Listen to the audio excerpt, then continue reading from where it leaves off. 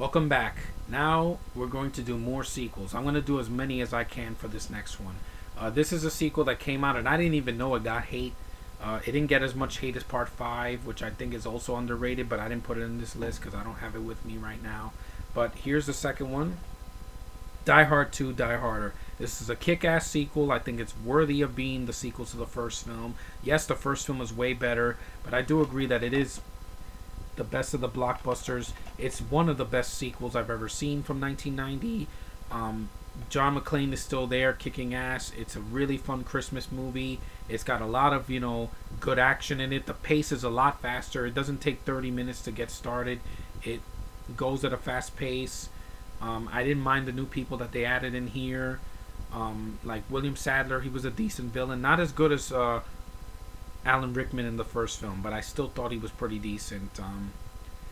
The pace is really fun. It's really, it goes right there. It's 2 hours and 4 minutes, but I never got bored.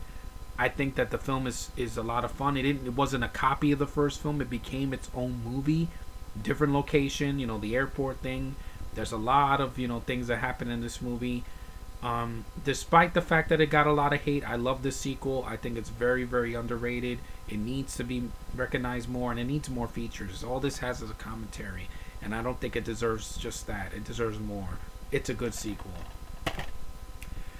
Anyway, here comes another sequel of Bruce Willis. I know I just showed this a couple of days ago for Christmas, and I got it, and I love this movie. I really did enjoy this film. It's one of my favorite sequels of the year, and that is Red 2. What more can I say about Red 2? I said what I said about it before. It's a fun sequel. I think the first movie is better, but this one was a lot of fun. The cast is much bigger. I did miss Morgan Freeman, but this one has it where it counts. I like these covers. The red, it just really looks pretty cool. I want to see this, the features on this thing soon, because the new year's coming, and I have a Blu-ray player that's ready to play this thing. And I know it's going to look great on Blu-ray. I think that this sequel just got shit on by way too many critics in the summer. I think it's a lot of fun. Critics just need to let go of their egos and just give a movie a chance. I gave this movie a chance and I had fun. So there. That's all I can say. Okay, next these are all the sequels that I can think that are underrated. And that is Death Wish 2, Death Wish 3, and Death Wish 4. Good sequels to the first film. Charles Bronson still kicks ass in this film. The action is practical. There's no shaky cam. There's no bad bad editing. The third movie, I absolutely adored that film. I thought the action in that blew me away. The gun that Paul Kersey has, it's badass. It blows people away. These movies, the reason they work is because of Charles Bronson. I miss this guy. He can kick ass any time of the day, more than a lot of action stars today. I can say that right now. The films are very, very short. The first one's part 2 is 88 minutes, part 3 is 92 minutes, and part 4 is 99 minutes, but it's still under 2 hours. And unlike Taken 2, these films got better with the sequels, from 2 to 4. I haven't seen 5. I know it's not as good as these because, Paul Kersey's like in the 70s or whatever, but these are good sequels. Check these out. You will not be disappointed. They're worthy to the first film. Okay, next is a sequel that this movie got so much hate.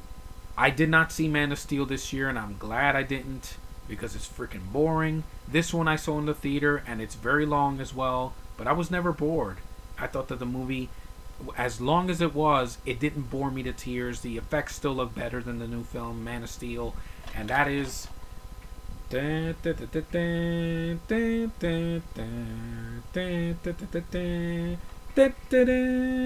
Superman Returns. Yes, I like Superman Returns. A lot of people shit on this movie, saying, "Oh, this is boring. There's nothing in it. The action there's nothing."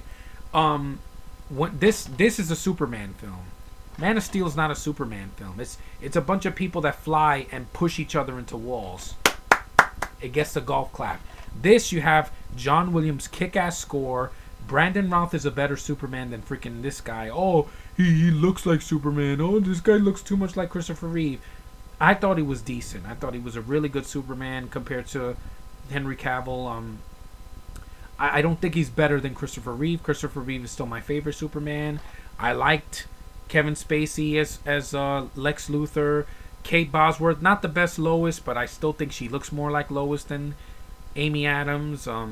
I still think the film has a lot of, you know, nostalgia value. I mean, I hear the John Williams score and I say that's a Superman movie. And this movie just got shit on by everybody.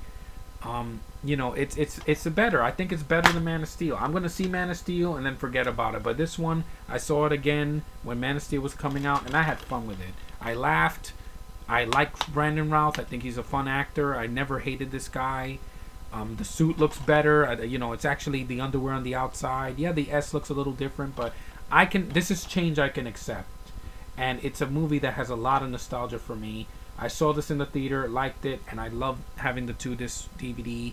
I will, you know, Man of Steel 2 might be better than Man of Steel 1 if it has Batman, but this film, it deserves more recognition. That's all I can say. Okay, here's a Van Damme film that's a sequel to one of his best films ever.